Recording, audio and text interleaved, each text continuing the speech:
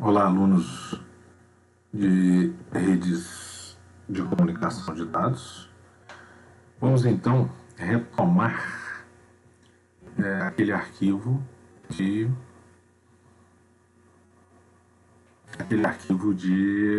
camada de transporte, ok? Então já iniciamos, já tivemos uma videoaula com esse início do capítulo da camada de transporte. Estamos baseando esse assunto no livro do Cardoso, sexta edição. Então já falamos sobre as funções básicas da camada de transporte, a multiplexação e demultiplexação de aplicações, e a conexão lógica entre circuitos, como isso é feito, entre processos, comunicação lógica entre processos. Não é? E agora vamos falar do UDP. O UDP é o protocolo não orientado à conexão, User Datagram Protocol, né? Definido completamente no RFC 768. RFC, para quem não se lembra, é o Request for Comments, né? Uma padronização de internet, voltada para a internet. E o UDP faz apenas quase tão pouco quanto um protocolo de transporte pode fazer. O que significa isso? Significa que ele faz o mínimo. Ou seja, ele faz as funções básicas. Nada além das funções básicas.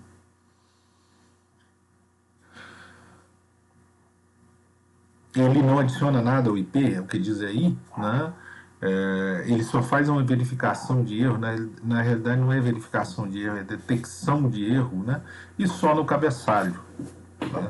Então, a única coisa que ele faz a mais das funções básicas é essa verificação de erros, na realidade detecção de erros, e somente no cabeçalho, ok? Aí, né, costuma-se dizer que quando você usa o DP, a aplicação está falando quase que diretamente com o IP, porque não há estabelecimento de conexão, não é feito nenhum tipo de controle de fluxo, controle de erro, ou seja, né, é como se passasse direto da aplicação para a camada de rede, ou seja, o IP.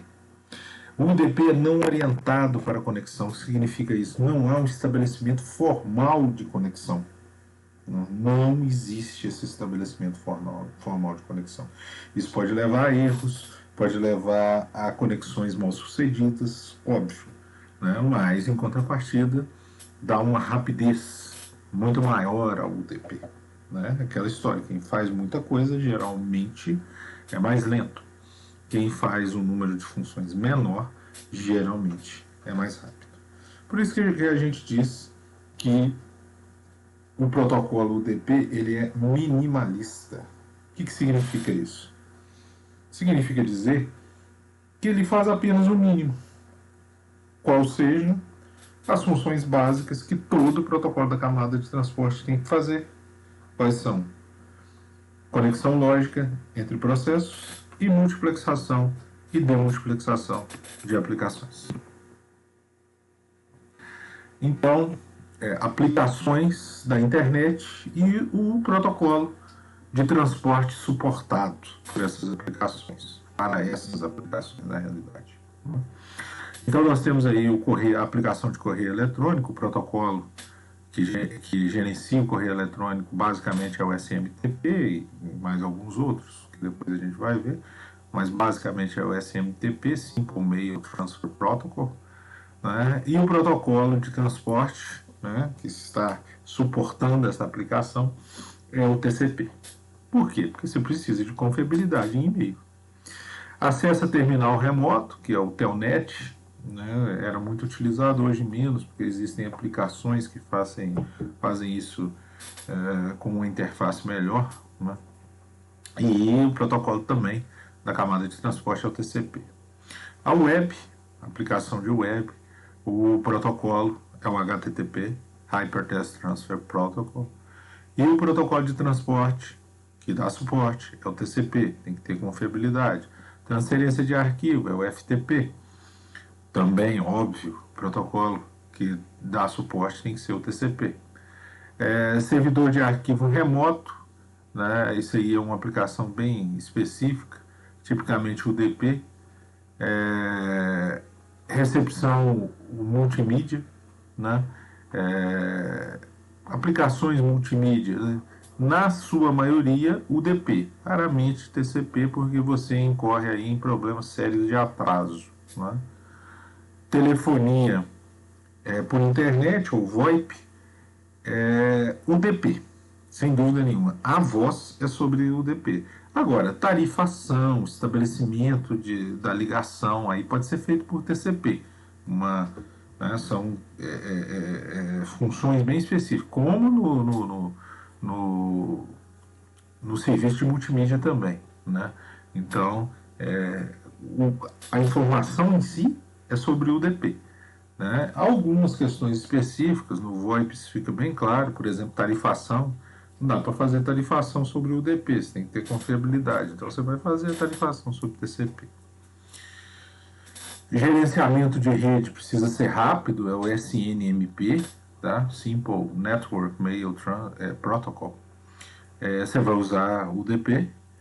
Protocolo de roteamento, o RIP é um protocolo, o SPF, RIP. Você vai usar o UDP, você também precisa ser rápido. Né? E a tradução de nome, que é o DNS, IP para nome, nome para IP, você também vai utilizar o UDP. Então, qual é a estrutura do pacote UDP? Como é que, né? Sempre quando a gente estuda um protocolo, a gente tem que estudar o formato desse pacote. Né? E aí é um pacote pequeno, né? Na realidade com um overhead pequeno, com um cabeçalho pequeno, né?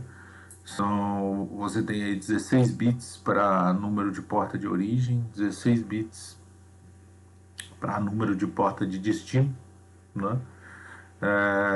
16 bits para comprimento e 16 bits para soma de verificação. Essa soma de verificação, gente, é detecção de erro. Detecção de erro onde?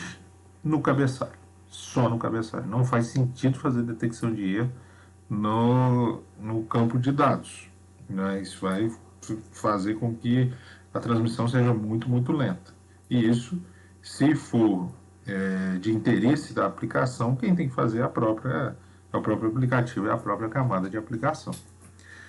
Então, né, número de porta é a forma como nós vimos que a camada de transporte faz a multiplexação e a demultiplexação de aplicações, porta de origem, porta de destino, nós já falamos sobre isso, né? Revejam a primeira aula. Né? Então, o comprimento, para dar uma ideia do comprimento total do pacote, e é um cabeçalho bem enxuto, né? Bem enxuto.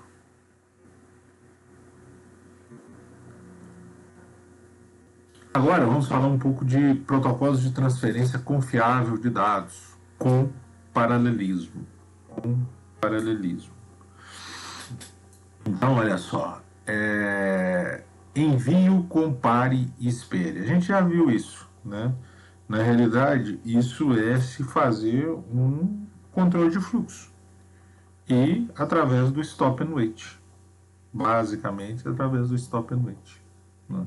Por quê? Você se lembra que quando a gente falou em controle de fluxo e controle de erro, a gente falou que isso pode ser feito na camada de enlace e pode ser feito na camada de transporte. E não é a mesma coisa, não é uma repetição. Na camada de enlace é feito de roteador a roteador, e na camada de transporte é feito entre o computador inicial e o computador final. Então, são feitos em momentos diferentes, em lugares diferentes. Né?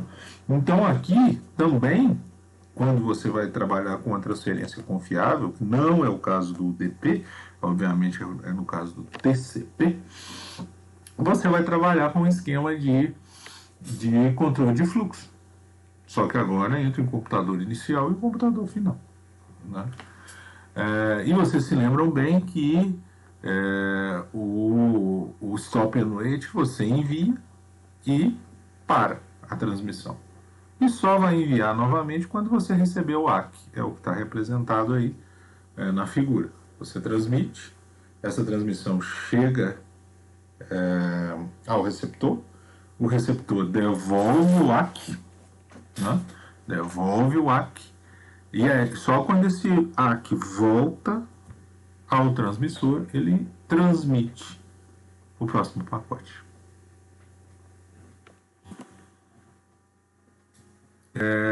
O que pode ser feito é um envio com paralelismo, né? Ao invés de você enviar pacote por pacote, você vai enviar vários pacotes ao mesmo tempo e receber vários ACs ao mesmo tempo. Vocês se lembram que o protocolo de controle de fluxo que faz isso é o slide window.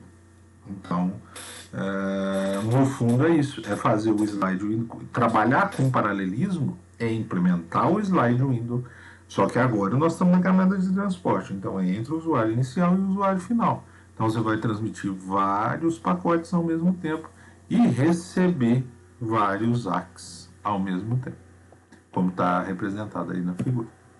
Okay? E, além do controle de fluxo, se você fizer controle de erro, que vocês se lembram que o controle de fluxo é você equalizar a taxa de comunicação no ente comunicante de capacidade mais baixa. Não é? Você protege a comunicação.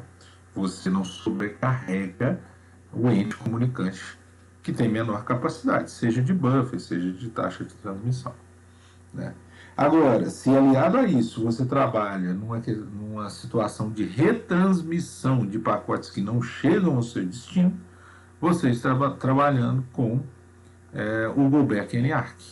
Então, um paralelismo com retransmissão de pacotes que não chegaram é o Go Back N ARC. Ok? Então, em um protocolo GBN, o remetente é autorizado a transmitir múltiplos pacotes sem esperar por um reconhecimento. É o que a gente falou. Múltiplos pacotes e múltiplos ACs na rede ao mesmo tempo. Porém, fica limitado a ter não mais do que algum número máximo permitido. N é o tamanho da janela. Ok? Então, é basicamente o que a gente viu. O Go Back N ARC, ele transmite o máximo do tamanho da janela, sem receber ARC. Depois disso, ele para. E aí ele só transmite novamente se ele receber ARCs. E aí ele vai liberando espaço de janela na transmissão e na recepção, na transmissão e na recepção. Né? Um esquema aqui do Go Back N ARC, né? Você tem aí no lado do remetente e o lado do destinatário.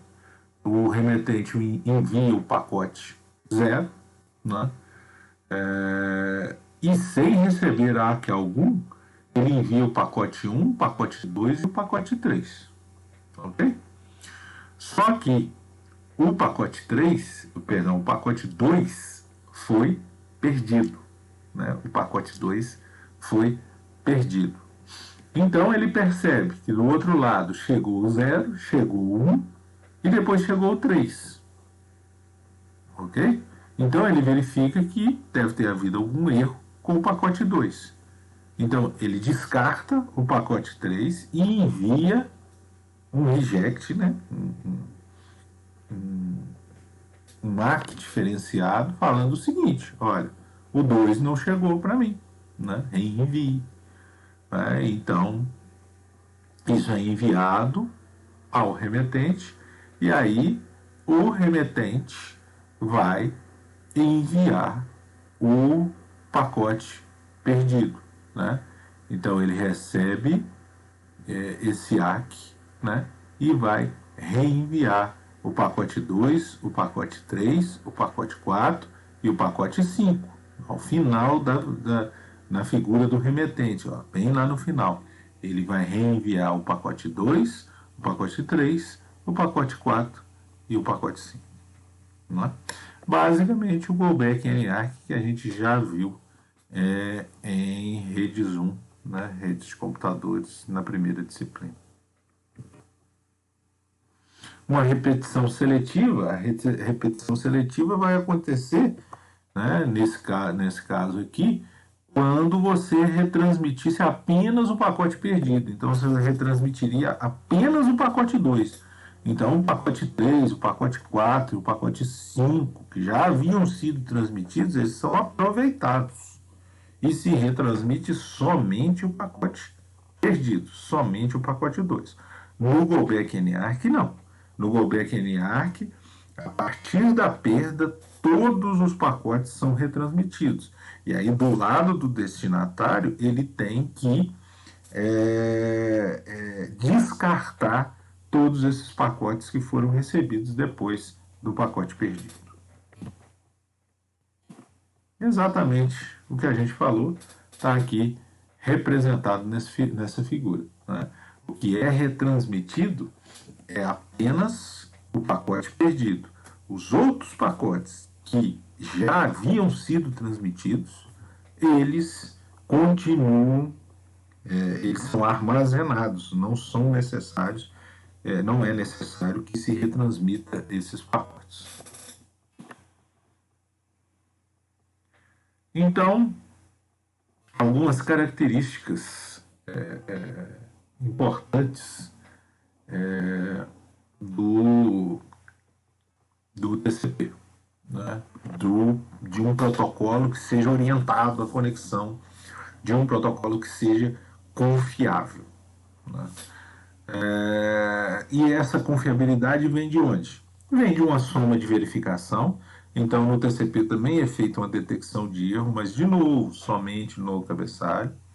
Existe um temporizador. O que é esse temporizador? É o timeout, que a gente já estudou lá em Rede 1. Depois de um timeout que você não recebeu o ARC, você retransmite. Ok?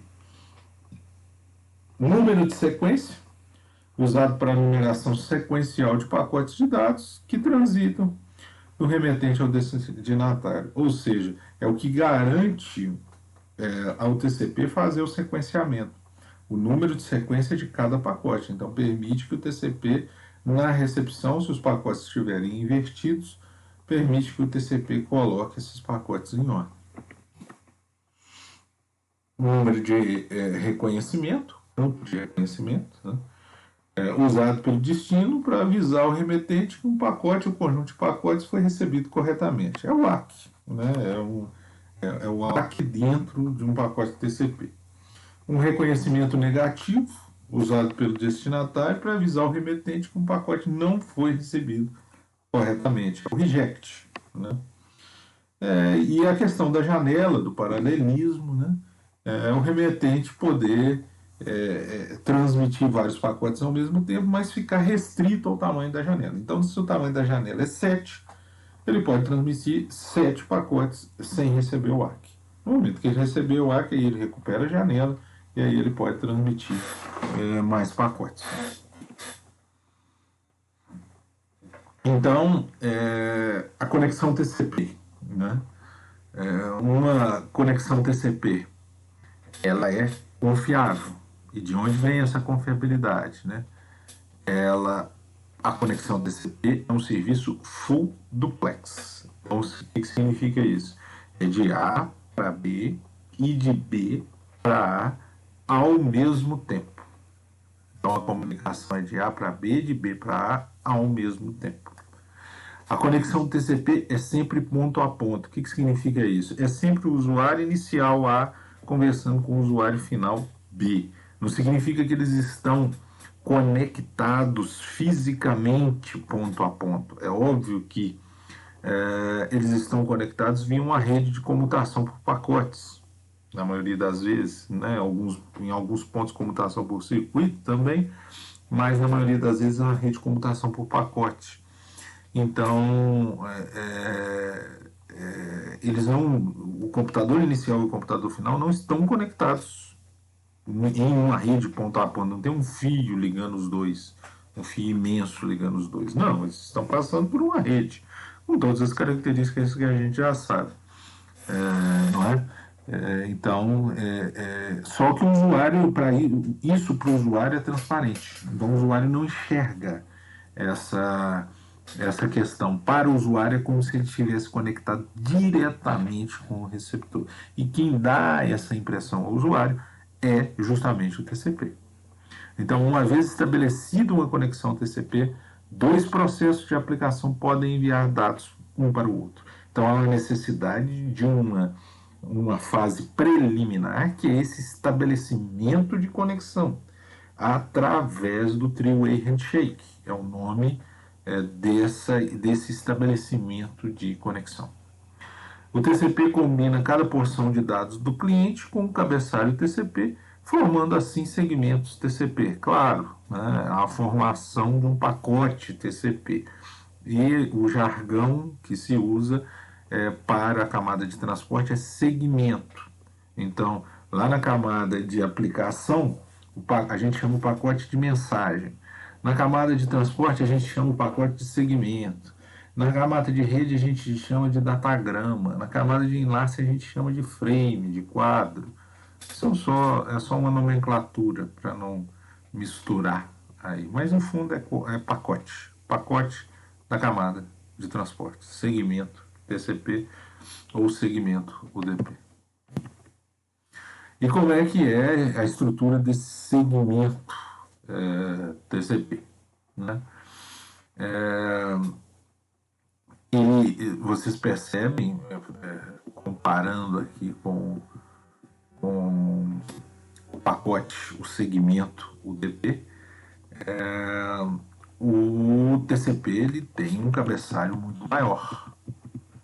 E por que ele tem um cabeçalho muito maior? Porque ele tem muitas funções a mais para desempenhar.